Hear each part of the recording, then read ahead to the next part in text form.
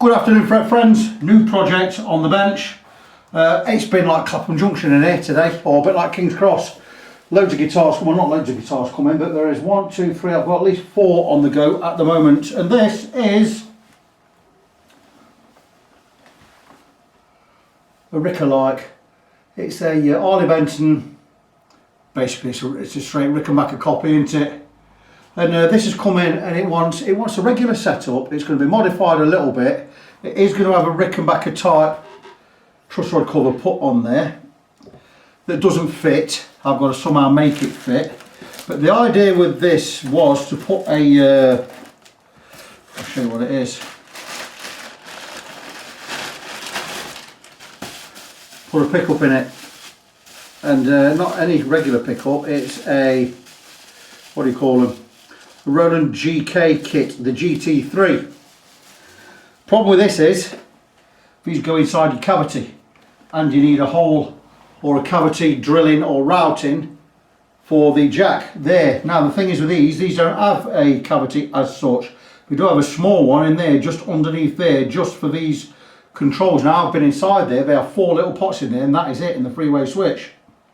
It means you've got to do some extensive routing in here, and you've got to route either on the bottom there or on the side here, and it's quite difficult to do. And I've said to the guy, look, it's a lot of work, and if you wanted me to route the guitar without damaging the paint, chances are we're not going to be able to do it. This will need to go to someone that knows what they're doing, or most specifically it needs to go to a luthier, a guitar builder who knows how to work with paint and routers and drills and all this kind of stuff. I can do it, but I'm not a professional, and finishing on guitars is not my thing.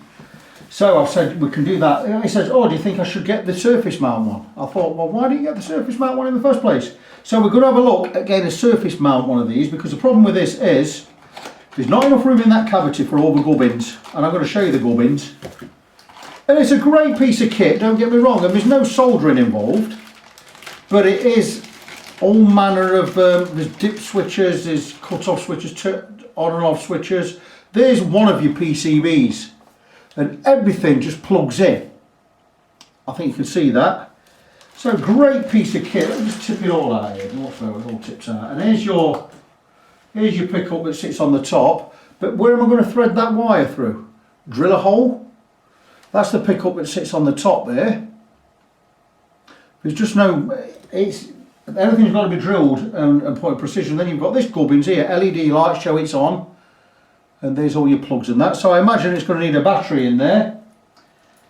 There's your mounting plate for the outside, which is fantastic. Here's your other, that's your jack. Is that a DIN? I don't know what it is, but it's a 2468. Well, it's 12, there's a 13 pin plug socket there. That's got to be drilled into the side of the body, and that will go inside there, blah blah blah blah blah.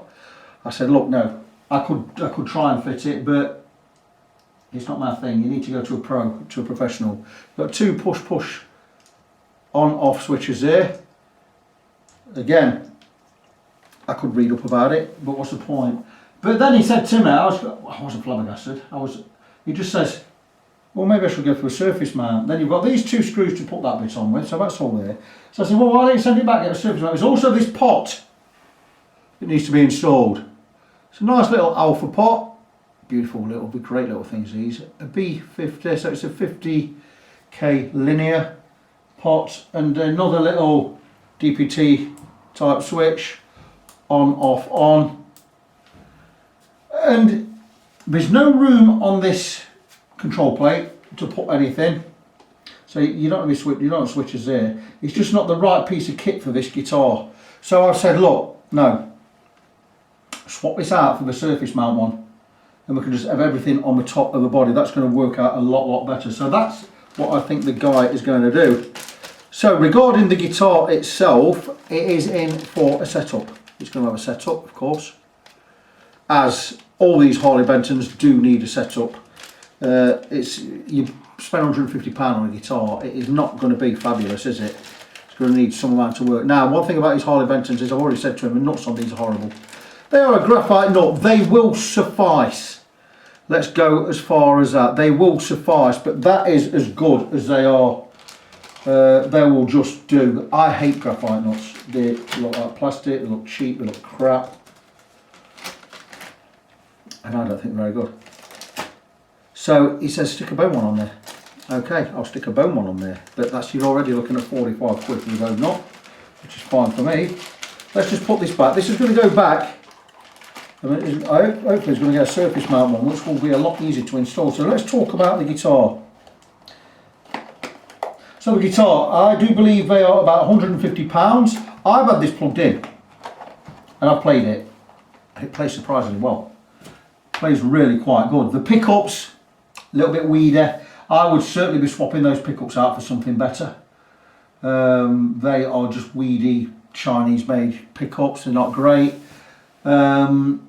They'll do, don't get me wrong. And for a guitar that's going to have the GKT G3, the GT3 gubbins on there, I would certainly just use the GT3 and then it's going to be fine. These pickups I will swap out. Certainly I'd swap the nut out, but the problem with this is, and I've looked it over, I've played it, I plugged it in and played it, it plays alright. Action's eyes are kite, that needs sorting out. The build quality is very, very good. There are a couple of problem areas. This one being the nut here on the edge. I don't know if that's glue on that overspill or what just there, but it's something.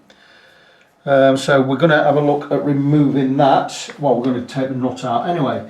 So what I'm going to do is, all the electrics work absolutely fine. The volume and the tone pots work. The action on this side is horrible, way too high.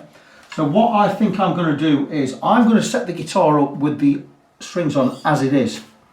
We're going to have a look at the amount of relief in the neck. I'm going to set this up how I'd set a guitar up anyway. With these strings on, we'll find it's a 24 3/4 scale length, yeah. Just going to have a look at the setup as it is. The amount of relief, not a great amount of relief, probably a little bit, not quite enough in there. I'm going to set the guitar up as it is. So I'm going to do my setup on it, then I'm going to see what it plays like. I'm going to check the intonation and everything, see what it plays like. Once that's done, I'm going to take the strings off and we're going to have a look at the state of the frets. So what we definitely are doing with this is we are setting it up. We're going to set the action at the 12th fret, we're going to set the right amount of relief in the neck, we're going to set the intonation on the bridge, we're going to set the bridge height. Obviously, by setting the height at the 12th fret, we'll set the bridge height. Once that's all done, we're going to come and look at the nut. The nut looks quite low actually, but we are replacing the nut anyway, so I'm going to stick a bone nut in there. Now already, a bone nut with a setup on it. Bone nut, I'm going to carve it from a blank and fit that. I'm going to charge 45 quid just for the bone nut. That's what I charge. If you were just having a bone nut cut from a blank and fitted, nothing else done, I'd charge you 55 quid. But as it's having work done, it's 45 quid for that. We're going to have a setup. There's something else I've got to do with this guitar. And again, we're not trying to hoodwink anyone here. The Harley Benton logo is still going to be on the headstock, which he asked me about removing that, by the way. I said, well, you have to skim the lacquer off all of the headstock, take that off, respray it and re-lacquer it. It's going to cost you 200 quid, so he says do not do that. But he wants this pouring on.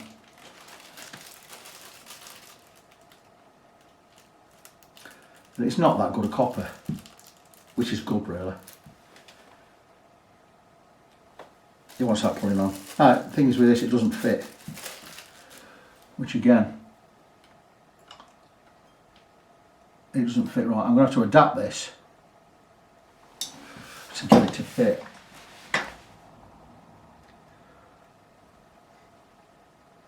Yeah, I'm going to have to adapt that.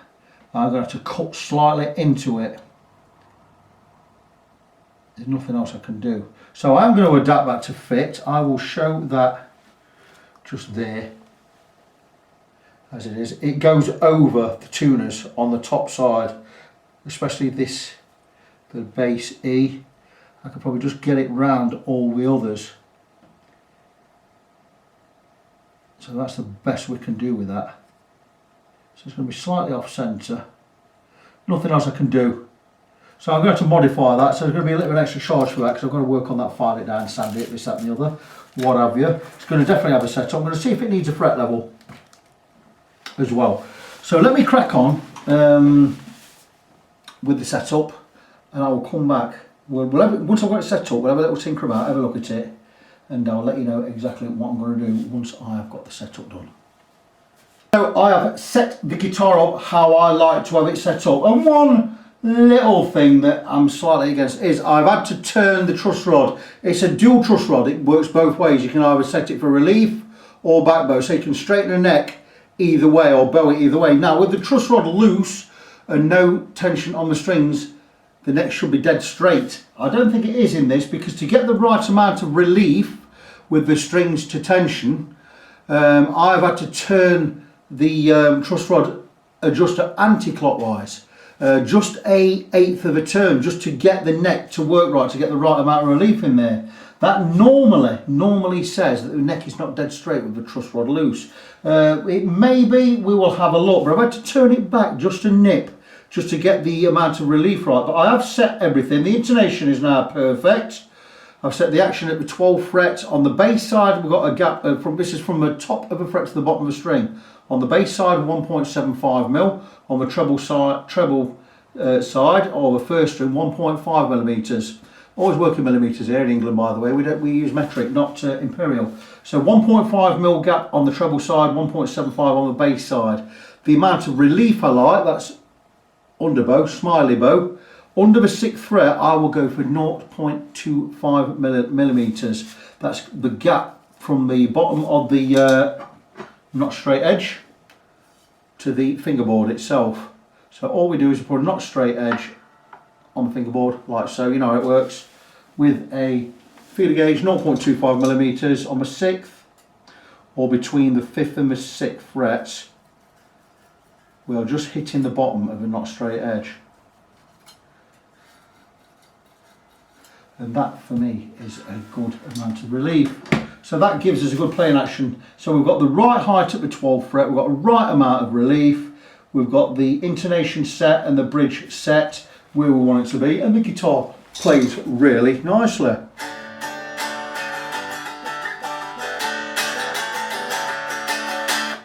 So that's all nice. So that is how I would set it up. So I'm happy with that. So that is how I'm going to leave it. Now we are going to remove the strings and we're going to check the frets. Oh, one thing I've not checked yet is the nut slot height, or the height of the strings above the first fret. If they're too high, which they are in this case, we're going to need to cut the nut slots a little bit lower.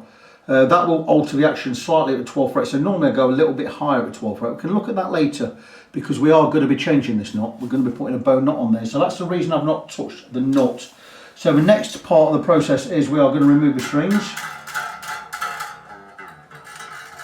And if they're nice strings, we can install these back on the guitar when I set it up later. For Dioderios or Diderios, we will use these again. If they're not any branded string, we'll just bin them and stick a set of Diderios on there later. So I'm going to remove the strings. We're going to set the neck dead straight. And we're going to have a look at the frets, see how level they are. And all being well, if the frets are level, which we very rarely are on these cheaper guitars, very, very rarely.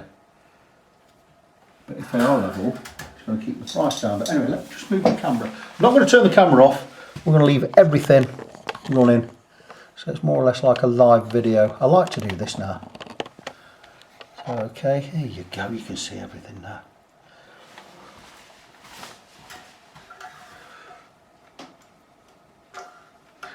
They're a bit of a ball ache to set up this style of guitar. But, you know, it's my job. Yes, we could be Diderios. I mean, hopefully, if they are, we can use these strings again. No need to throw them away.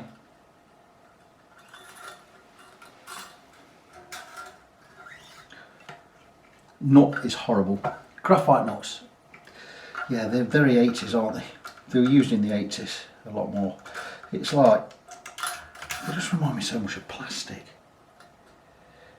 The thing is, when you're spending £150 or whatever it is on a guitar, you're not going to get the best of stuff. You've got no-name Chinese-made pots in there. Now, don't get me wrong, the potentiometer is a variable resistor. You can't really make them wrong. You know, it's just how long they're going to last. But you can't make things wrong. It's the same with pickups. I don't understand how pickups can be rubbish. It's copper wire, it's magnets, and it's plastic bobbins. Why are you going to use cheap magnets and cheap copper wire? don't bother, just use the good stuff. And there's no reason why cheap pickups can't be as good as the bigger brand ones, but you know. Anyway, these strings are Diderios. I could tell because of the colours, because you've got gold, followed by purple, followed by black. And this thing should have silver, something, and green. Can't see yet, but we'll have a look. And I'll tell you what they are then. We could use these strings again. There's nothing wrong with the strings. Like I say, I've been doing this lately, just letting the video run, and you're getting more or less, you're really getting a live video, rather than me just stopping and starting and cutting bits. A lot more like now. We all know, but I don't edit my videos, so we just all get glued together and we go out as they are. Now, again, let me just state and clear up that these are not how-to videos. We're not instructional or educational. My videos are for me and the client only. If you learn something from them, fantastic, but I don't release them as how-to videos. These are a client video for the client's records, for my records, and the client gets to see everything I've done, why I've done it, and what I'm charging. So always people keep coming around saying, stop talking about money on the videos. Well, these videos are not for you. I mean, not really for me. They're for my records, but they're really for the client. Now, I'd love to be able to remove that, but it doesn't come off. So I'm gonna, because I don't want to be clattering this about on the guitar body, I'm going to put some tape down on the body.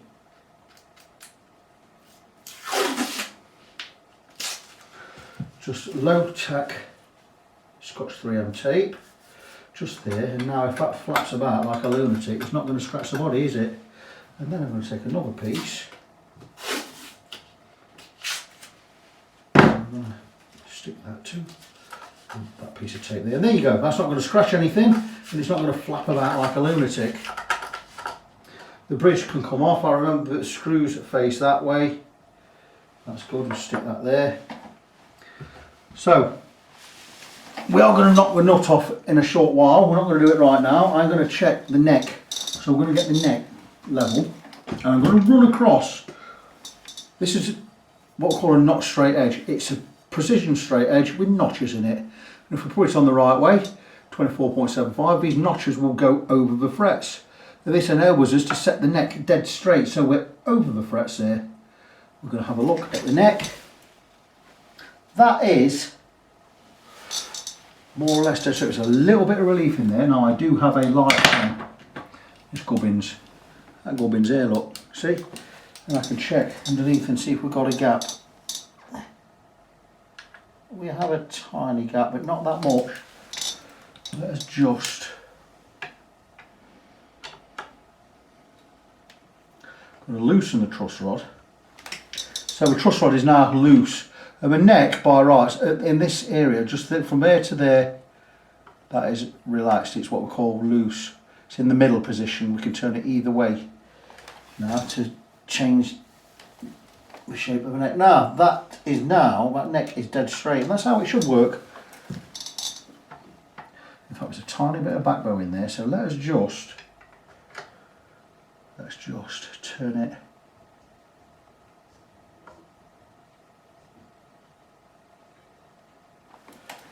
Like I say, it's just off loose, just so we can get that neck dead straight. So okay, very, very close. That's good. And we now have a straight neck, so we're now going to check the frets. I do have a fret rocker out somewhere. What have I done with it?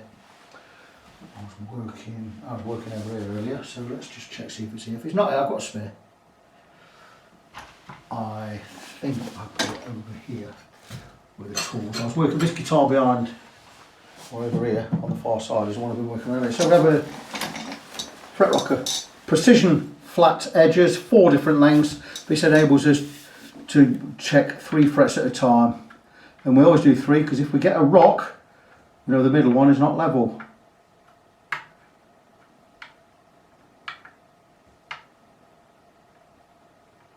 Tiny bit of height on number 4 there. Number 5's high. Number 6 is high on that side. So what we're going to do is we're going to mark off these frets. I do have a permanent marker somewhere again. That is probably out. What have I done? I thought I just saw it there. Here we go, it's here. It's right here in front of me. So we are going to mark the frets that have hard spots. So let's start again.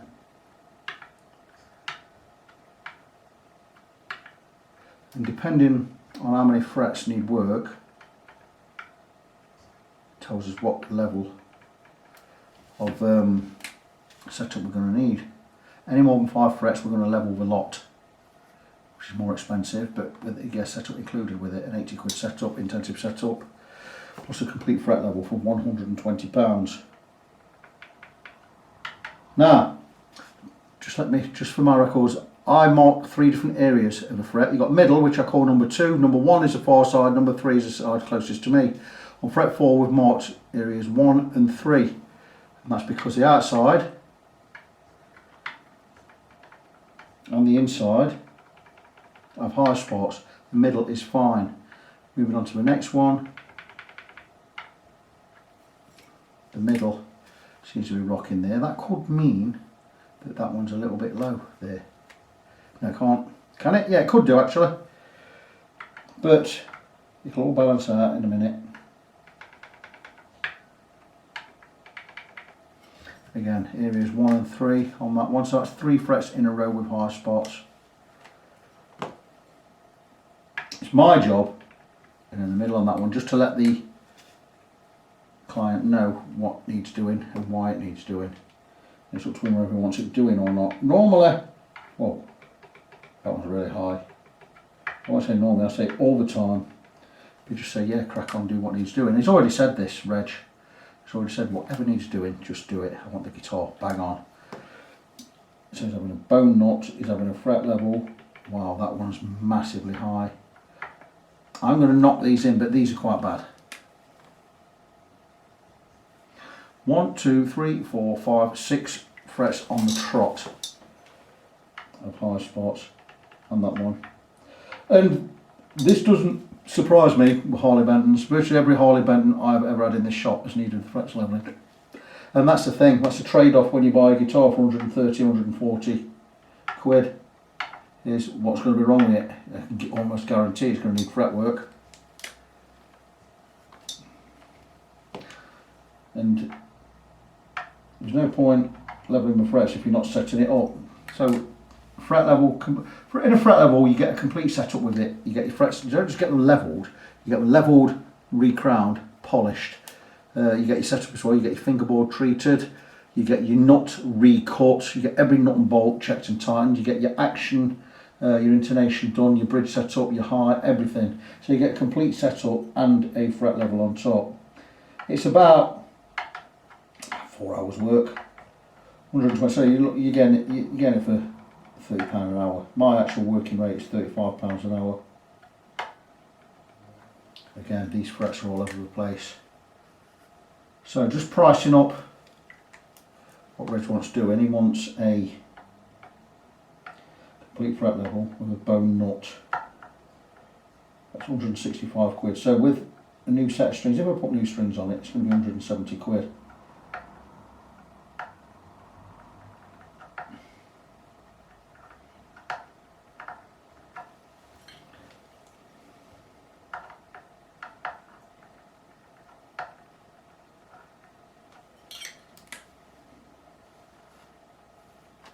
Yeah, these frets are all over the place, and there's no surprise to me. I will, however, knock as many of these frets in with a hammer, fretting hammer, just to make sure they are seated right before I go levelling anything. But levelling, there's certain things we have to do when we're levelling, and we need to cover the pickups, because this is a set neck or a glued-in neck. I'm going to cover the pickups with tape so we don't get any filings of anything in there. Got to get the neck set dead straight, the guitar strapped. We'll get the guitar strapped into the jig. I have basically a replica of a Stumac neck jig with Dan Irwine one. I built it myself a few years ago. Fantastic piece of kit, I use it a lot.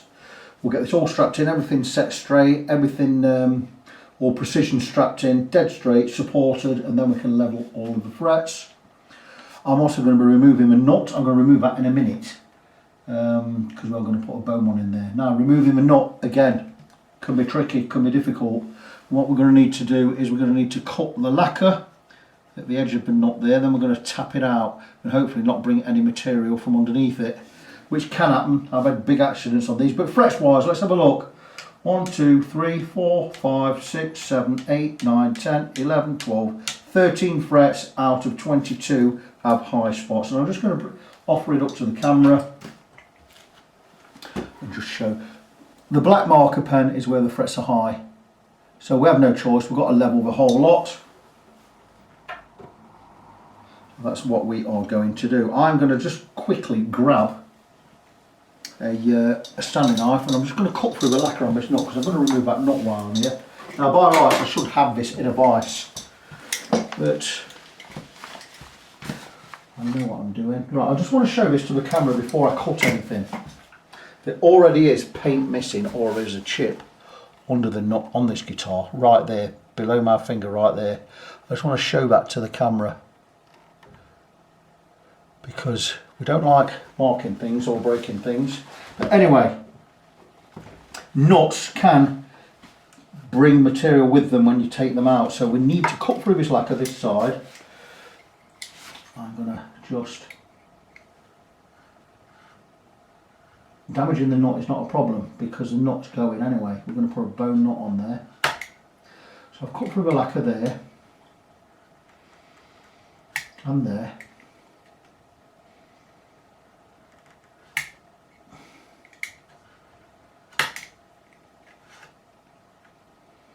So that's as much as I can do. And what we're going to do is we're going to try and remove that nut without causing any damage. Now, it's not the most difficult job in the world, but I have knocked them out and it's took a big chip of wood off the headstock with them before. It cost me 200 quid to get it put right, which is 4 times more than I was charging for the work I was doing. That happened a few years ago. So nowadays I always remove nuts very, very carefully. And I'll be using an old not straight edge on here and we're just going to tap it out this side. I'm going to take my fretting hammer. I'm going to gently hit the far end with the nylon side. We'll just give them that a tap and that has come out beautifully clean. Look at that, that's come out really clean. So let's go and have a look at the headstock area. We'll remove the nut and keep it on camera. And there you go, that has come out really, really nice. That was a little chip that was already there, I told you about. So that's come out well. It's not got any wood, it's not brought any wood out with it, so it's not been excessively glued in. It's not brought any wood out with it that I can see. Normally, there you go. And that's a crappy graphite nut underneath. I hate these things. So we're going to cut a nut from a bone blank. I will just grab, I'll try and grab one. And these are the bone blanks I use. I've got a stack full. Buffalo bone this is. And all being well, this will be wide and high enough. Certainly wide enough. And height wise, and certainly high enough. So I'll be cutting a new new nut from one of these blanks. Not quite as wide as I'd like, but that's okay. We're going to fill that in. We'll fill that in with some epoxy just this side. It'll be fantastic. So yeah, so we've got a lovely bone blank there. I'll cut a nut from that, fresh nut. So yeah, mugs away. Stick that in there. So we are, I imagine it's all systems go. While I'm here, I'm just going to have a look at how that this gubbins is going to fit, because it isn't going to fit.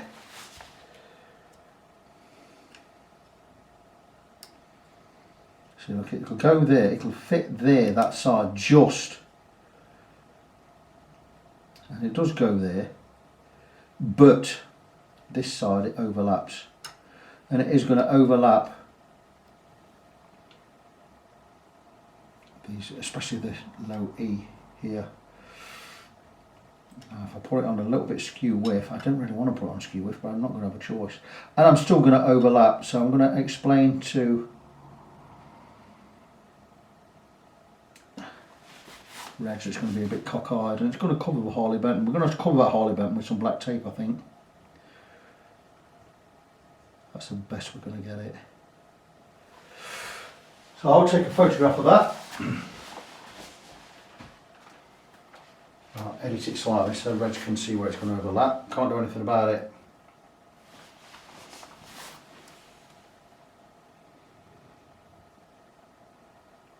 I'll show you guys as well. So there you go, and we see here it's going to be overlapping the base side E there, slightly overlapping the A. I can reshape it ever so slightly, take a little bit off the bottom, a little bit off the top and shape it in, but that's going to take quite a while and I'm going to have to charge for that. So see where we are. I'm going to go and talk to Reg, see what he thinks. What did I quote before? 120 for the fret level in the setup, 45 for the nice, 165. If I charge 25, if I charge 15 quid for shaping that, maybe look, £180 all done. I'll chuck in a set of strings in for nothing. So 180 quid all done on this. I'll let him know and get back to you in a while. Working under the night light tonight. I've been and tapped all of the frets with my fretting hammer just to try and get them to seat a little bit better. I've not checked them with a fret rocker, not that it matters, I'm still levelling all of them anyway. But I'm just going to see if it did change anything on any of them. That's still high. That one seems a bit better. That one's still high. Yeah, most of them are still rocking. That one seems a bit better in one part. That seems a bit better. Still rocking. Better. Rocking. Rocking. Rocking. Better. Rocking. That was better. A bit better down that end. So, half and half. Probably got about 4 not rocking anymore, but the rest of them are still rocking. So what we're going to do is I'm going to take a non-permanent marker. I'm going to mark all the frets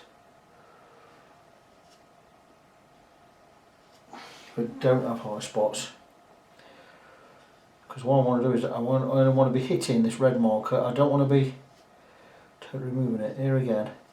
We are going to slightly remove it because we're going to have to hit these frets anyway, but it's just good just to have an idea of where we are. So we're 1, 2, 3, 4, 5, 6, 7, 8, 9 frets that don't have high spots. So we only want to be touching these red ones really. I'm going to use my Crimson Guitars precise levelling beam. 400 grit on the top, 240 grit on the bottom, emery cloth. Really good stuff, this lasts ages, you get loads of levels out of it. I've read this on, I've probably done about 6-7 levels of this and it's still fine. Precision straight, and I'm just going to follow a radius. We'll overlap at this side because we follow a radius from its widest part. So we always do it in a straight line. And I'm just going to basically keep going until we've got all the tops of the frets, of all of the frets, silver. See, I've covered the pickups up. And we're going to let the levelling beam do the work.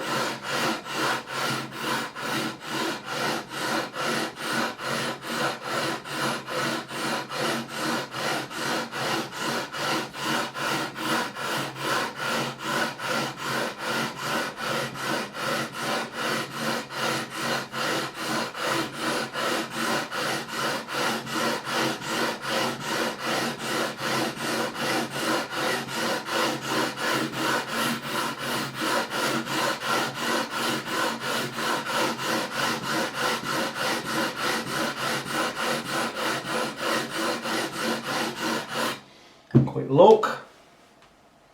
Silver, silver, silver, silver, silver, silver, silver, silver. A little bit of black there, a little bit of black there. We've got a high one probably here. All silver, all silver, all silver. A little bit of black there. So far so good. Doesn't take long to level frets.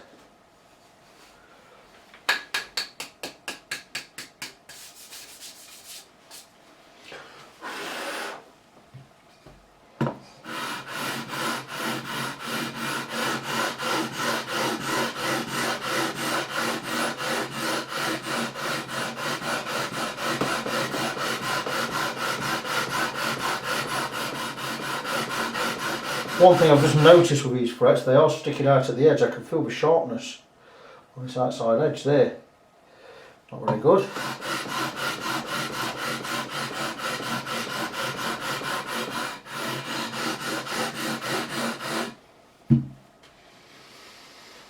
Still a little bit. Just have a look. Just check the one before it, because normally it means the one before it's a little bit high. That's high there. That's why that's not being touched. This one's high. That one there. Just going to give that a tap.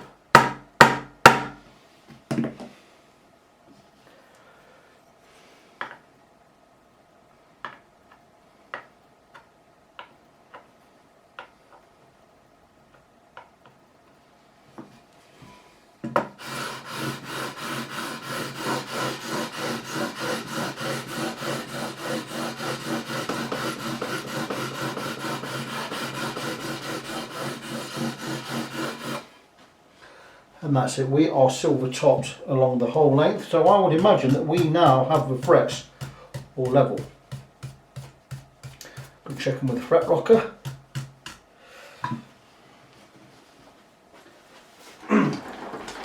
Tonight I'm hoping to just get the levelling done, get the crowning done, do the polishing in the morning, cut the nut tomorrow. Get this one done. There's another. I've got another one. Same guy, same client. I'm gonna get his. That's just a level, fret level. No nut cutting. That fret's high there. Again. Just give it a tap. Still high. I'm going to put the file to that.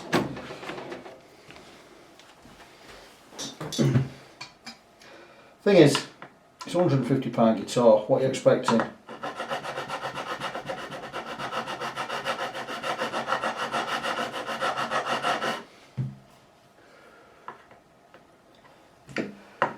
Slightly that way. You're not going to get a top guitar for 150 quid. I myself, I wouldn't buy one of these.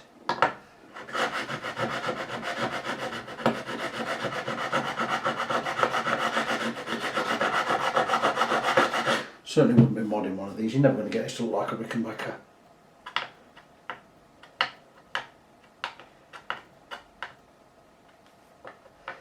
I mean the pickups are nothing. Last Rickenbacker relic I did, not relic, replica I did was a really good black canvas, and the guy went and spent good money, spent hundreds of pounds on pickups in the correct R shape, stop tail piece and other parts, and all in all the guitar probably cost him £800 when all done, but it does look and play like a Rickenbacker. The only thing we didn't do on that one was change the pots, and it's something we are going to do in the future. So there you go, that's the frets all level. I'm going to pen them all up again, just in, this is not permanent marker, because we're going to go across with 400 grit just to smooth off these scratches. But now the frets level, we are going to have to sand over these bevels at the edge as well. These are really sharp at the edges, crap. But it's £150, what are you expecting? False economy of these to me. I've just bought myself a cheapish guitar. I bought a Squire Classic Vibe Telecaster. I'm really impressed with it. Even though that needed a full fret level. See, look, that's easy for me to do because it's my job. So I got my money's worth, but one came in from a client and he needed a full fret level. That's 120 quid, so it's £340 guitar, then becomes £460. The pickups are okay on the Classic Vibes, pretty good. I'm probably going to swap mine out, but I like P90s. I may have a P90 Telecaster. I don't know yet, we'll see. I'm loving the sound of my single coils in my, well, I like the single coils in the telly. I'm thinking because I bought a fuzz box, P90s are going to be a little bit better. So I might see about modifying my Classic Vibe. I think I'll take buying a Jazzmaster or a Jaguar or something. Anyway, 240 grit done. We're now going to go with the 400 grit just to smooth these over, make the scratches less scratchy. Shouldn't take long to do this. As that side's done.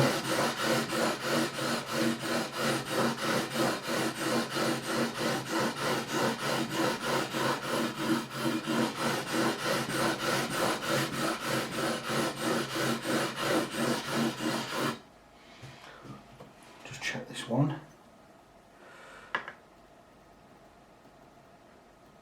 That's pretty good. That's good now. All the tops of the frets are now silver, so we are ready to crown the frets. Before I can crown the frets, I've got to tape up the fingerboard.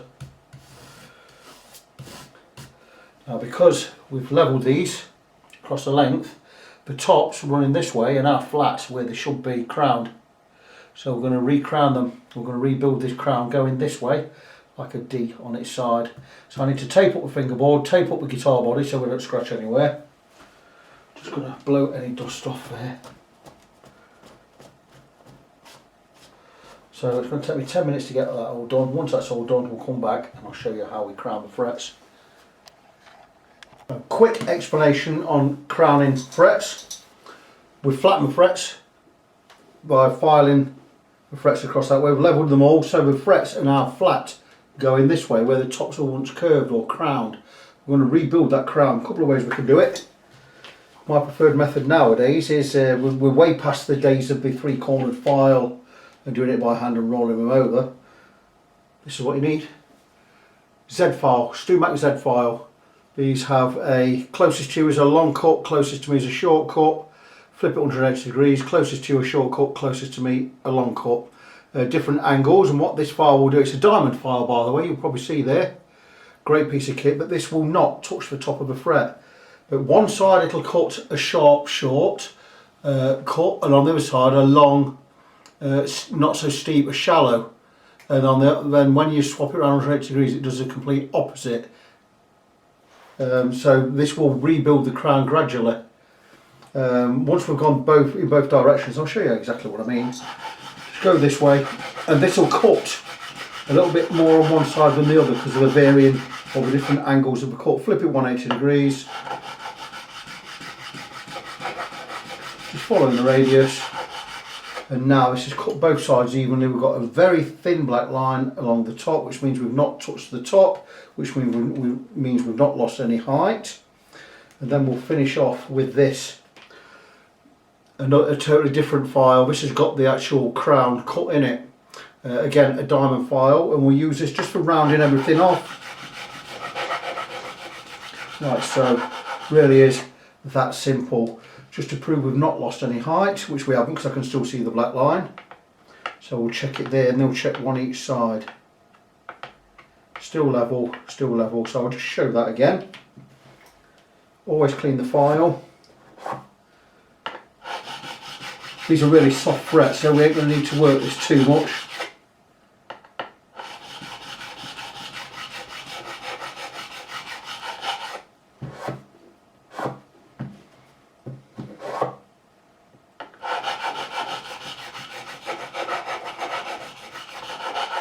And that's it, that's two done. They are now perfectly crowned, those two. I've got all the rest of these to do. Now these are a little bit more difficult because I'm working over the body, and I don't want to be working with a file because I can't get the angle.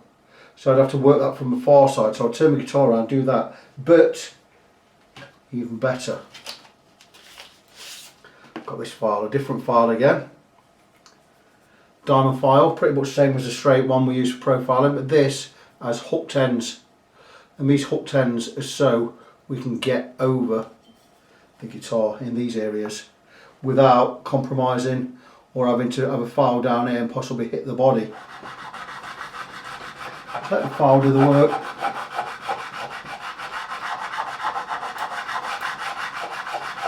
And this will just rebuild that crown itself. Again, perfectly crowned, nice black line down the centre. I could do all of them with this. It's just a matter of how I feel on the day. But yeah, beautifully crowned with this one. This will do it all in one. This is made by a company called Elmer. Same as this actually. This is these are both Elmer files, this one being a StewMac. I think these retail at, this one cost me £125, had that about a year. This one I think about £60, this one also about £60 I think. So Elmer a little bit cheaper than StewMac.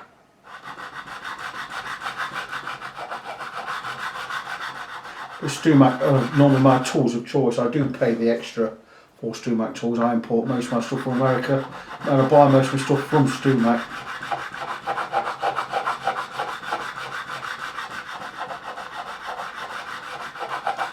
This one really makes light work of profiling. I'm not convinced it cuts as nice a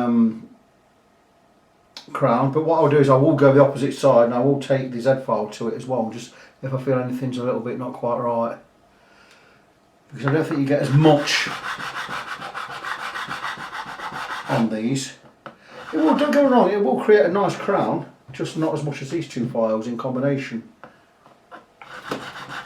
Anyway, I'm going to crack on, get these done. Once these are done, I'm going to knock off for the night. We are cracking on, it's about 8 PM. I've not really been in the workshop today, I've had too much to do. I've had an eye test and I've been and had a blood test today, and I've had other stuff to do away from home. But anyway, I'm going to crack on with this. Once I've got these crowned, I'm going to knock off for the night and we'll come back in the morning. Even though I went over these frets at this end with the hooked over file, it still, for me, doesn't give quite the results that using this and this do. So what I did was I half and half them. I've done this half closest to me from the far side, and I'm doing the far side here from here. Again, it's easy to show than it is to explain. So because I can't get my file in this way because of the body, I do this side here from there. So I do the far side from here, and this way, you see, I can just have the file straight. I don't have to dig it into the body, just have it straight there, and I just do this side. I have my finger at the end so I don't dig into anything.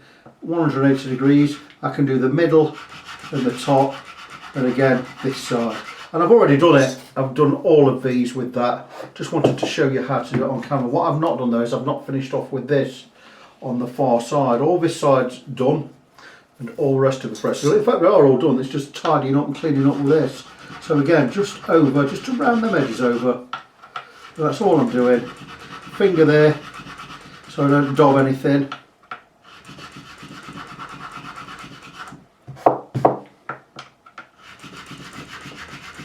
Just to make sure we've got that nice contour or that nice arc everywhere. Couple more to do.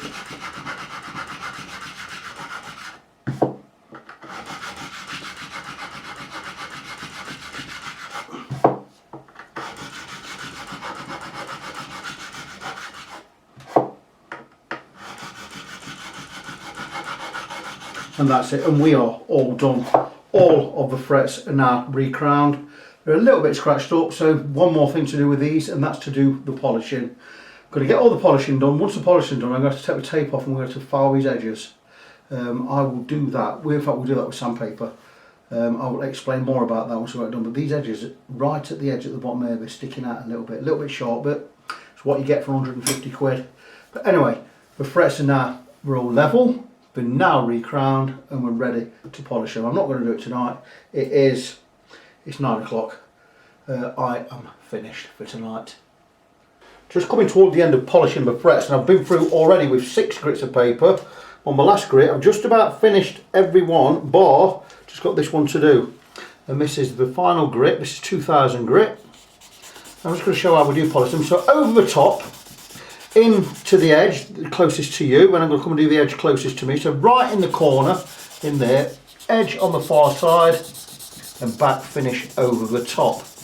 And we've gone through, like I say, gone through with the 6 grits, 600 through 2000. We started with the 400 grit to remove all the scratches, but we're not finished yet. I mean, the frets do look great, but we just need to bring these to a beautiful shine now. I'm going to use the finest grade steel wool. This is extra fine steel wool, the finest grade there is. It's grade 0000.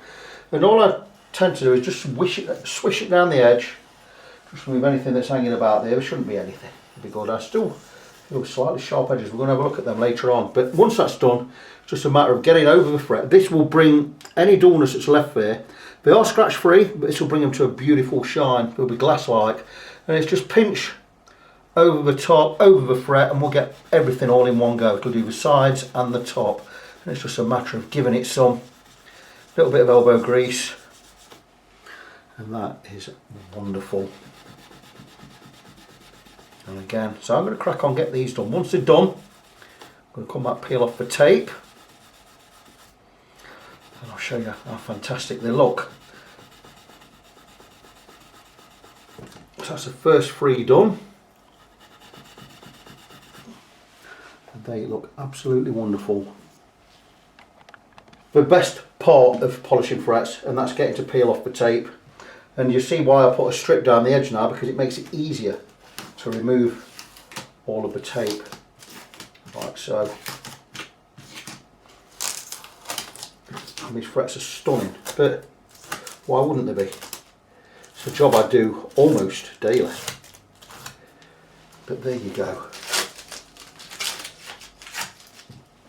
Get all this wrapped up together because it's no good anymore. The glove, the paper, that's all done, it's all good in the bin. So just remove all the tape.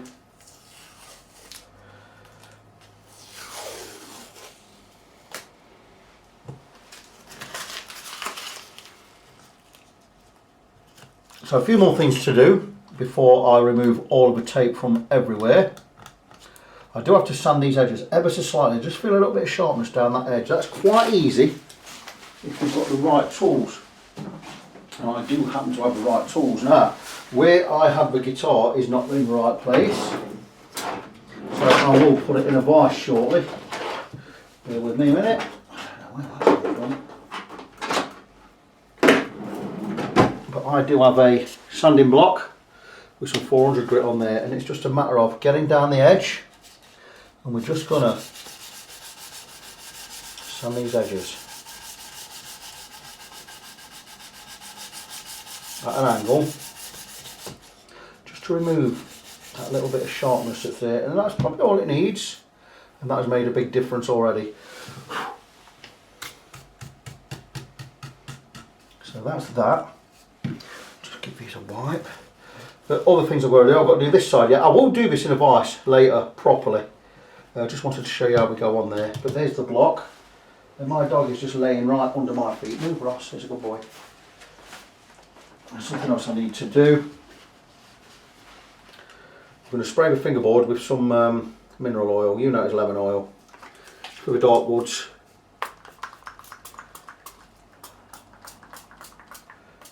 Ebony, palfaro, rosewood, laurel, what have you. We're just going to rub this in, and this will bring the, it'll bring the grain, it'll pop the grain, it'll slightly nourish the wood, it'll remove any sweat and grime that's in there. I'm going to let it soak in 10-15 minutes, wipe it off, leave it another 5 minutes, wipe it again, and we can come back and we can look at fitting the nut. Well, I'm not going to fit the nut, so I've got these frets done, but once this is all dry, it's been sat there, it's done, I've done what I said I'm going to do. We're going to sort these frets out. Those edges that side are absolutely fine now. This side is still a little bit of sharpness there. There's nothing to remove them. Once that's done, we can come back, we can look at fitting the nut. I am carving a new nut from a piece of blank bone. So I'll be cutting it, shaping it from scratch. I'll show a little bit of that in a while. But for now, that is it. Just going to show you where we're at with the guitar. Frets all done, edging done, did that off camera. I've just cleaned up the nut slot there because it wasn't sitting right. I'm going to stick a blank in there. Now I've got a blank in my vise over here, and I have already cut it to shape somewhat. Bear with me a second. I haven't cut it to shape, but I've got it ready to shape on the other vise. I'm just going to check that everything's okay, make sure we are wide enough. Certainly are wide enough. I'm going to go just outside that black line, I think. Certainly got plenty of height on there. It's a decent fit. It's not a perfect fit, but I will fill in any gaps with some epoxy at this end with a little bit of black stain in there just to make it look good. So I'm going to move this over to the other vise. I'm going to show you how I cut and shape a knot. And it is not delicate. It is quite brutal, but I'll show you that in a second. So, wearing goggles and a mask, like so, I'm going to work on this nut. And I'll be using my Black & Decker multi-tool for what we're about a description of Dremel with a cutter on there. Now, some of these, I've had these shatter before, so I always stand out of the way at the way it's spinning. And all I'm going to do is, I've got the nut in such a place that I can't cut too much off it, because I've got how much I need just inside the vice. So I'm going to cut just outside this black line here, and that'll give me enough. I'm not going to touch the top, I'm going to do the top completely by hand, with a file obviously.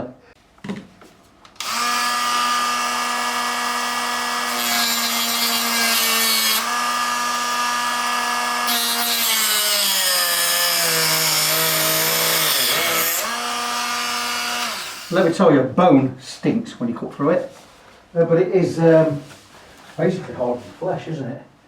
So when it comes to that, we could just rough shape it with any old file. I've got a nice, my fret leveling, one of my frets leveling, oh, it's a beveling file actually, but this will really move material. And all I really have to do is rough shape using this. I'll remove the mass now, and there you go. And that's not going to take me long to get a rough shape with this. This file will really cut through bone. That's already making headway there. Shaped piece of bone, and now if I want to shape the top or the other side or whatever, I can always just spin it round and just work it like so. Obviously not tight enough there. You get the idea. So I'm going to do exactly the same with the top. I'm going to cut it to a really rough shape. Now I know anywhere outside this black line is good.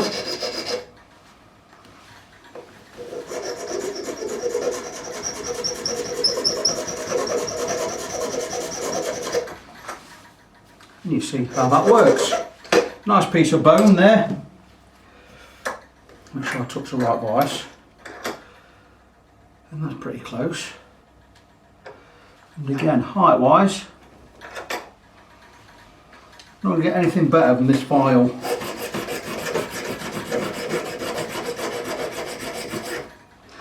that out of the way. So you can see where I'm going with that.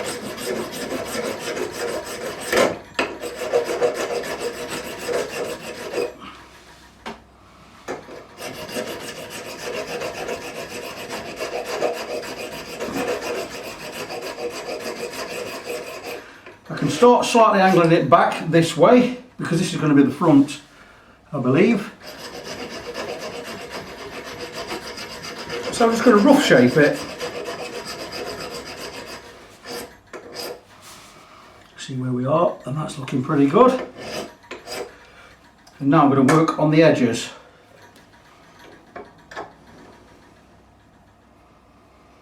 Again, plenty on there.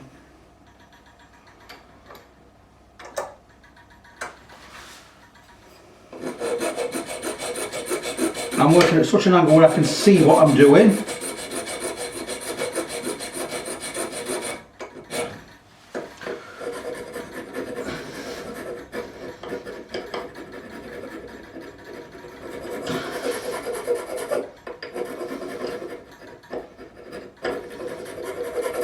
So final shaping can all be done with it on the guitar. Yeah, that's looking pretty good. So it's starting to take shape, you can see that. Done it again. Fantastic. I'll get used to this in a bit. It's because I've just bought this vice. I've normally had it in here, which has been stupid, so I thought I'm going to get a smaller vice.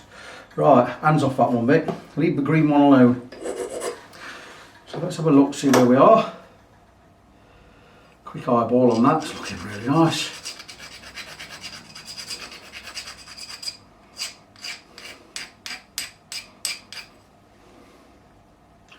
And that's beginning to take shape, as you can see. So same again this side. I'll bring it a bit closer here because I'm going to be using this edge. So again,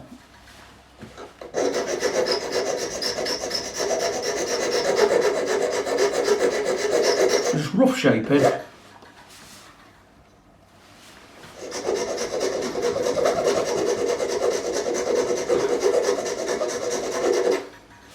And I'm just going to give it a dry fit on the guitar and see where we are. That's looking pretty good to me. Yeah, still quite a bit wider than I need it to be, but Yeah, that's absolutely fine. So I'm going to carry on doing this, getting it to rough shape. We'll keep dry fitting it on the guitar, keep checking everything. And when we get close to finishing off, I will come back and show you how we got on.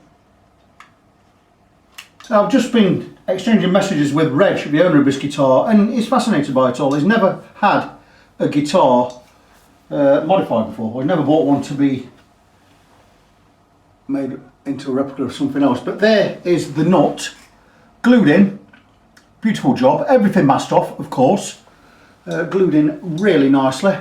A great fit, and the owner, Reg, is loving it. Now I'm going to let that settle for a while. I've used a thick super glue, so there'll be no problem with it sticking there. I know it's going to be fine. It's probably stuck now anyway. I'll leave it a short while. I'm going to go and pick my wife up from work in a minute. She's a school teacher, my wife, secondary school teacher, and I'm going to go and pick her up from school in a bit. So I'm going to let that settle probably for the next hour or so. Then we're going to come back. We're going to mark it up, ready to cut the nut slot. Still needs a bit of shaping. Still needs a little bit of sanding, a little bit rough on the top there, but we need to get the slots cut first. The actual fit, there is probably 0.2 gap between the edge of the slot and the top piece on the headstock there. That seems to have been filled by the thicker super glue.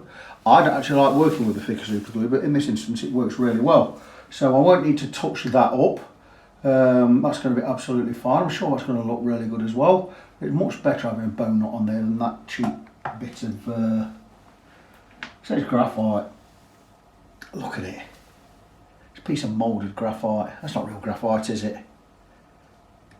Isn't graphite stone? And that's moulded, so that means that's a synthetic. It's not graphite. I don't know what graphite is. Maybe, I don't know. No, it's granite I'm thinking is stone. So yeah, maybe it is a man-made thing. Not impressive. I'm not impressed with it. Always better with a bow nut. More expensive to put a bow nut on there, but if you're buying a guitar and you're going to have it upgraded, you're going to want it to last some time. And if you've got a bow nut in there, it's going to really make things better. This guitar, again, could be seen as a false economy. It depends what you want it for. If you put in the GK3 or whatever it is pickup on there, yeah, great guns. The pickups actually on the guitar, they're not fantastic. They're not rubbish by any means, but it's a £150 guitar. What you're expecting. Myself, I would go whole log on this. If I was going to make it look like a Rickenbacker, I'd go with the lot. But each to their own. It is going to look fantastic when I've done it. It's going to play fantastic when I've done it. And as long as it does what the client wants it to do, that's all that matters. The wood is made to look like ebony on there. It is not ebony. It's nowhere near as hard as ebony. I don't know what it is, but it's going to look fantastic. So I'm going to get ready to go and pick my wife up, and we can come back and we can start getting this guitar more or less, hopefully get it all put back together today. We're going to certainly mark the nut slots out, get those marked up, get some strings on it and see where we are. But yeah, it's going to look fantastic. Just a little update. I've got the what do you call it, trussrod cover on there. I'm just going to cover up the name because I know what John Hall, the CEO of Rickenbacker, is like when it comes to replicas. And I'm just going to bear with me. I'm going to ignore this best you can.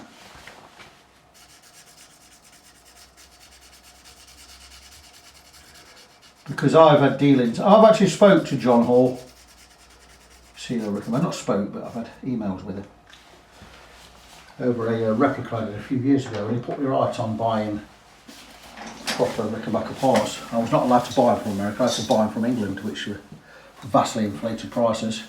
But he says if I didn't buy them from England, I couldn't buy them legally, and he wouldn't take kindly to that. But anyway, so there you go.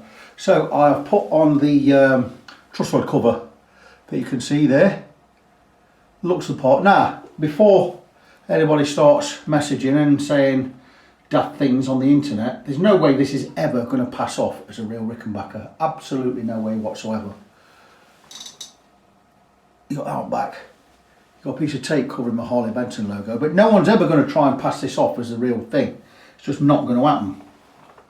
So I wouldn't worry about that. So there's no copyright infringement on this. But anyway, there's the nut. I'm ready to cut the nut slots. I'm hoping I've not gone too deep on this side. It's touch and go on this side. So what I'm going to do is I'm going to remove all of the tape from the guitar, hopefully not pull any paint off with it. I'm going to leave, I'm not going to leave any of it on. I'm going to do that right now while you're watching. I'm just going to grab this tape off. Some of this I may be able to use again. I sometimes use these bits I've already used for masking. So I can save some bits. Like that piece can be used again. No problem. I need to get this workshop a little bit tidier than it is because if the workshop's not tidy, you can't work in it. So the workshop's just a tip. And just I'll peel this off. Always peel off. I have had paint come off. So everything on this guitar looks the part. It's going to look fine once it's done. So some areas I have to tiptoe around, like the truss rod cover there. I had to modify that so much to miss the machine heads on there.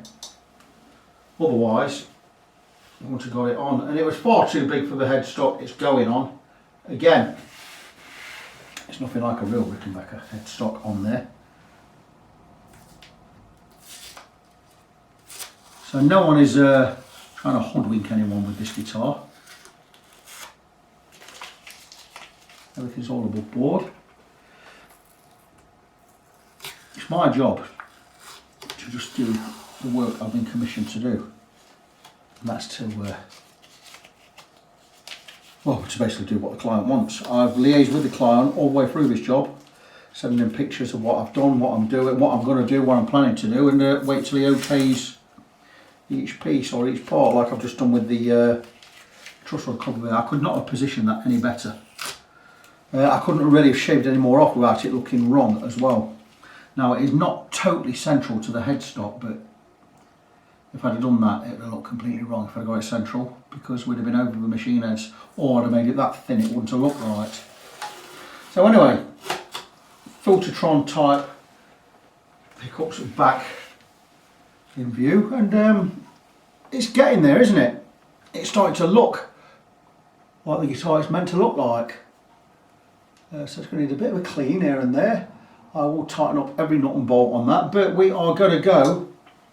I'm going to get my, I've got a new nut slotting ruler from Stumac, no less, and I'm going to go mark out where I want to cut these slots for the strings.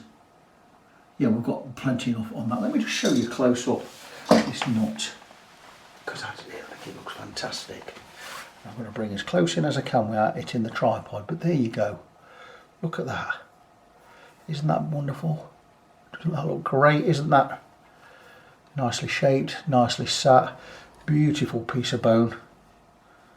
And yeah, all handcrafted this. It's why I charge so much for these. I charge for a nut from scratch, removing your old one, cutting a bone blank, shaping it, fitting it, and cutting it all and polishing it all up. It's £55. I've not charged that much for this one because it's had other work, but you're not going to beat getting a bone nut on there, and hand cut, it's precision hand cut. So I'm going to tidy up this area just a little. I've got to come and mark out where I want to cut the slots on this nut. I'm going to remove the truss rod cover. We're going to get everything taped up and secured because I've got to cut these precision. I've got to cut them in exactly the right place, and I'll show you how I do that very shortly. Taking the old nut and marking where the outside strings go, and also using a little bit of my own initiative, thinking I need to come in a little bit on this one. I mark the two outer strings and where they're going to go, where I'm going to cut the slot with a fine point Staedtler permanent marker. And then what I'm going to do is it's gubbins ear, which is a string spacing rule. Wider at that end, narrower at this end. And what we're going to do is we're going to do the narrow end here, and we're going to measure the outside and inside and see where two lots, 1, 2, 3, 4, 5. So we're going to want 5 spaces. So normally we'll be looking at the blue and that blue needs to be a little bit less. So I'm just going to go to, and that looks pretty good right there. And each one of these string spaces will get less and less. It's the centre of the string. And I'm just going to check the blue again. And the blue markers look pretty good. So I'm going to go with the blue markers and where they are. And so I'm just going to mark each middle string.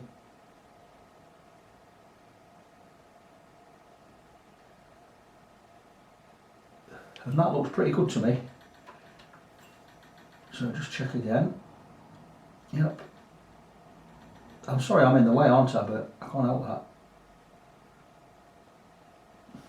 And there you go. That gives me my marks for the strings. And like I said, I'm going to go with the blue marks.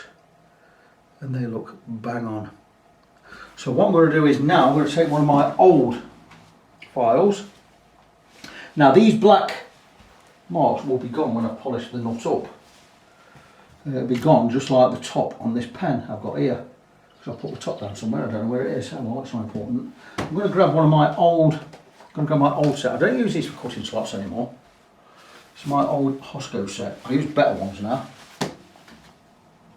But what I'm going to do is I'm just going to mark each one of these slots using the thinnest one, the 10, which will be this side. What I'm going to do is I'm just going to take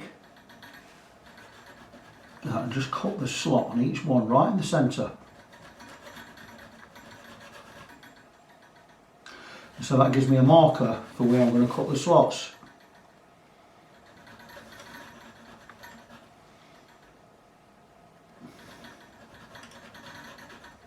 For each string. And there you go. Every one is now marked.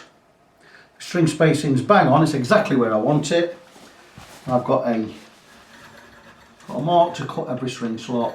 So what I'm going to do is I'm going to take every space, I'm going to cut with the right sized file. In a moment, just going to make these a little bit more pronounced so I know where I am. And that's it.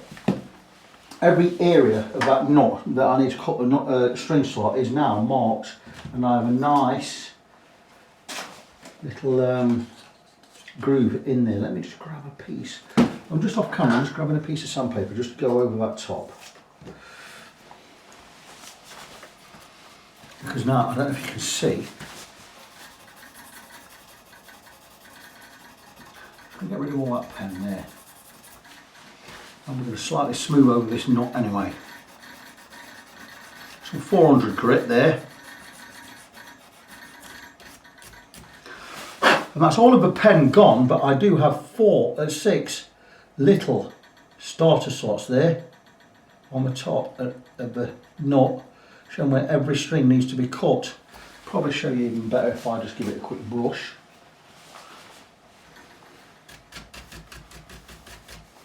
And there you go. There you go. I've got every slot all started there. So now I can start cutting the nut slots. And I'm going to move again to another bench because I can do this by hand now, completely by hand on the other bench. It doesn't need to be in the vise. I just wanted it on here just to show so the camera could get close in. And we're going to cut every slot to the correct thickness using these Hosco nut slotting files here. Each one corresponding to a string size. And I'm going to cut these for, I think I'm going to go a 1046 set. I'm going to cut this to 46, this one to 10. You can get a 942 set in there as well. That'll be absolutely fine. So I'm going to cut for a 1046 set of strings. And once that's done, we can get some strings on and we can start getting this guitar set up. I thought I might as well show this, and I'm just starting off all of the slots using this old set of files, which the reason I stopped using these is they cut more of a V than a semicircle, so I thought they're not going to do. But I don't mind using them to start off the slots. Like I'd already started them off using the 10 just to mark where the slots are going to be, and now I'm just starting the grooves off, because this way we'll just get a string to hold in there and I can cut its depth. Now I've got them soldered. So that's all done. Now every string slot is started well enough to hold a string, like so. And I'm liking all of that. So now I can get some strings on. I'm going to remove this protector here Got to get some strings on the guitar, then I'm going to start cutting the slots properly with, like I say, my Hosco one. So I'll bring you back in and show you how that goes. I've brought you back in to show that show me cutting the nut slots in the nut as it is. Now the strings are really quite high over the first fret, which is great. It means the nut's more than high enough. You may notice there's no top E string on it. That's because it snapped. After I'd got all the 6 strings on, I was just stretching everything in, getting everything ready to carve, and it went ping. So I'm going to add another one in a minute, but I'm just going to show how we cut these slots. And you see all of these are sat on top of the nut, just in those small grooves I cut in there. This one I've already done the low E, and I'm now doing the A string, and I'm doing it by means of a feeler gauge, and I'm measuring the gap from the top of a fret to the bottom of a string. And on the bass string, or the E string, I'll actually go 0.3 mil. And that's exactly that, 0.3 millimeters. And I'm going the same again on this one, 0.3. Not quite there yet. And I'll gradually gradiate down to 0.2 on the top E. But at the moment I'm going to go 0.3 just to get close. But this one is still not got a buzz yet, so I'm going to show you. We've only got a little way to go. I'm going to show you how I cut the slots. So again, just pull the string out. You want to make sure the string fits that slot properly. It's why I'm using a 1046 gauge file. That's the 036 for the A string. And it's just a matter of keeping it horizontal to the frets more or less. Just a few cuts, don't go mental. You don't want to be going too deep. And once I see dust, I'm going to angle it back toward the machine head there, look.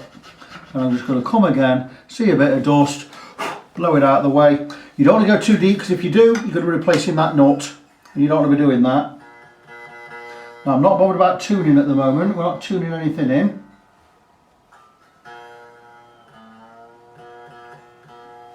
It's all about the height above this first fret. Not quite buzzing yet, but we are very, very close. So again, clean the file. And again, just very close, because we can shape the top of the nut once all these slots are done. And we should be just about there now, I think.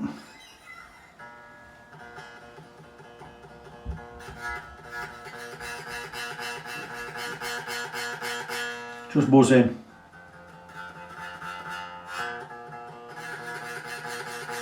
Certainly buzzing a bit more than the E string, which is great, because if the E string is just buzzing, that's 0.3. If this is buzzing more, it's less than 0.3, and that is what I want. And I'm going to keep doing the same. I'm going to do 0.25 with the middle two, and about 0.2 with the last 2 strings on there. So I'm going to crack on, get that done. I'll show you on this one. Like I say, I'm not bothered where they are in relation to tuning yet. We're not bothered about that.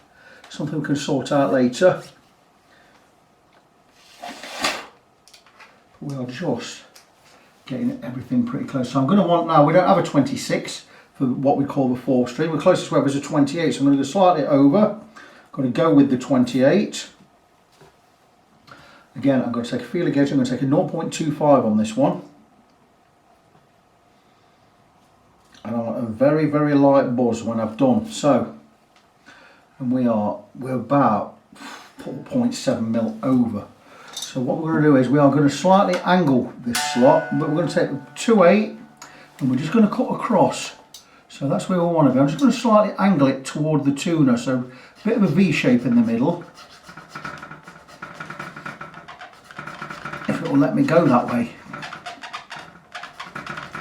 If we get a bit of resistance, remove your file, put it back. Putting it down now, and yeah, we've got a nice angle on that one. I'm going to try and keep the angle straight. Let's have a little look, see where we are. Okay, that's good. Still got a good ways to go yet. See, I've just slightly angled that toward the tuner. Clean your file. And again,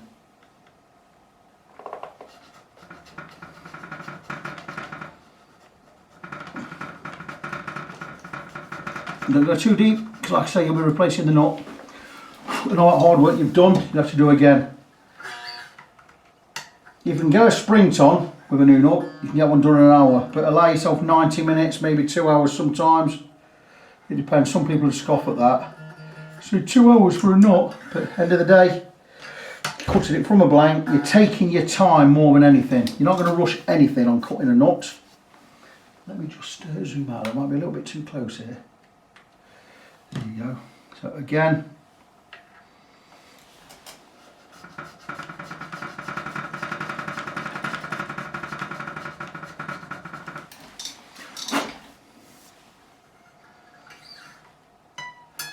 the shaping the top of a nut, we can do that again later. Just making sure we're not going too deep there, we haven't, that's beautiful.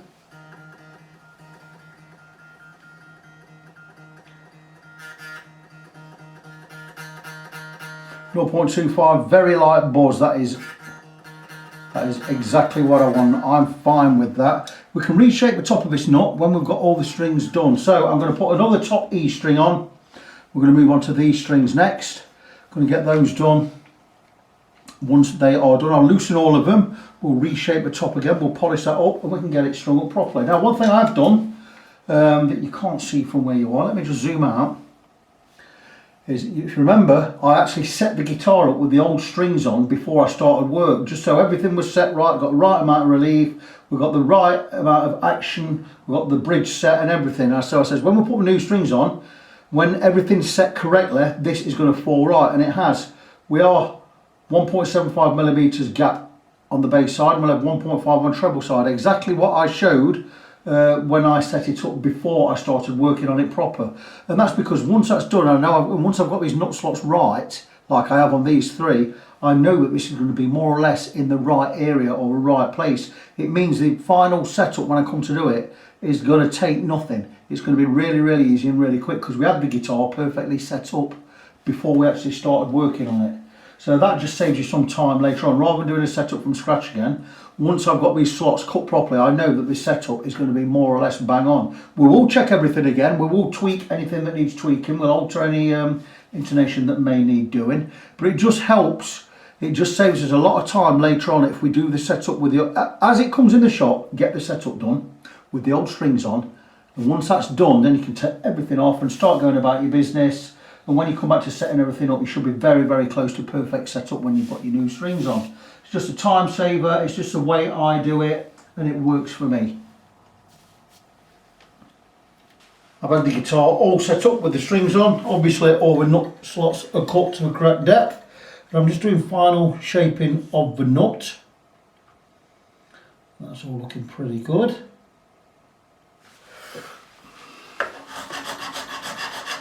Quite a coarse file, just to remove the main material.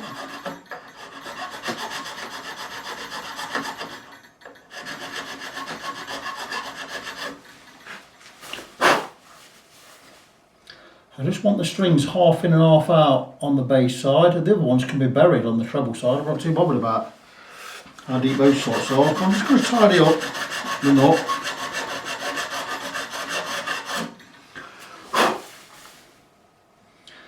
That's looking pretty good.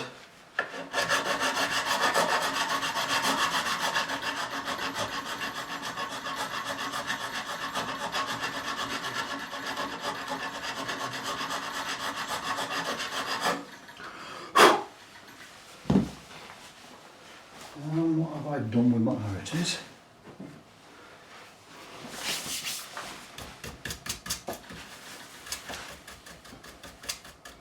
Yeah, I'm liking that. Oh, that's looking very, very good.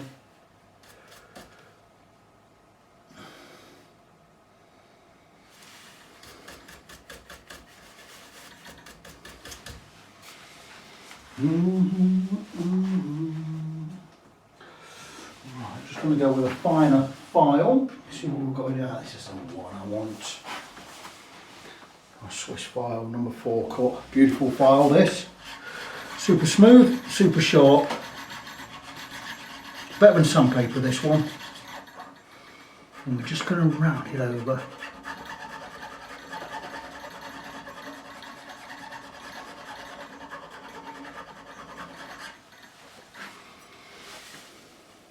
That's nice.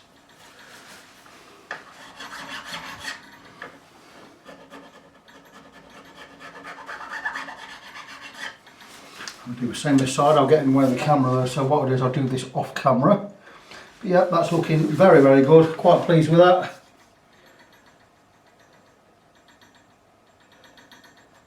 That's looking good.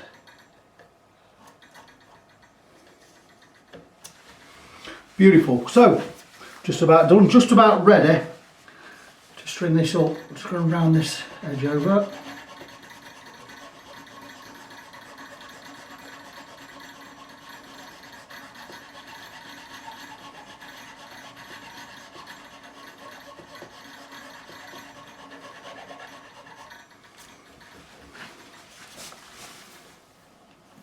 That feels really, really good.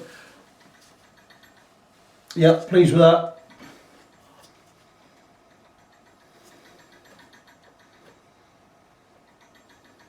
And that's just what I want. Okay, so I'm going to get strings on. Once the strings are on, I'm going to get all tuned in, strings stretched in, and we'll tidy this video up and finish it off tomorrow morning. Well guys, we are all done. And don't be under any illusions this is anything other than it says on the back of the headstock, which it says RB-600 Classic Series by Harley Benton. It's not what it says on the headstock, but here you go, a fine, fine looking instrument. It has had a fret level, a brand new hand cut bone nut.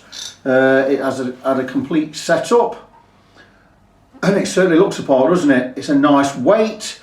It plays absolutely fine, stays in tune. The pickups for me, not brilliant, but they play fine and they sound okay. One criticism of this is the alignment of the strings, especially at this end. If you're looking at the bass side, we're more over this side than we are this side, and that's all to do with the way the saddles are cut in there. So nothing I could really do about that. It still plays absolutely fine, but let's talk of the crux of the matter. The frets were atrocious. They needed a complete fret level, and they're still not perfect. Not that my work's not perfect, my work's absolutely fine.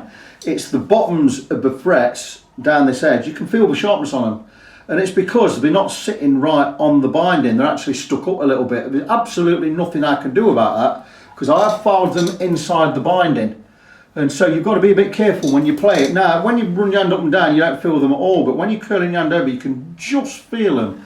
It shouldn't really interfere with play, but very, very shoddy fret ends, and nothing, like I say, nothing I can do about them because they're inside the binding. So that's a shame.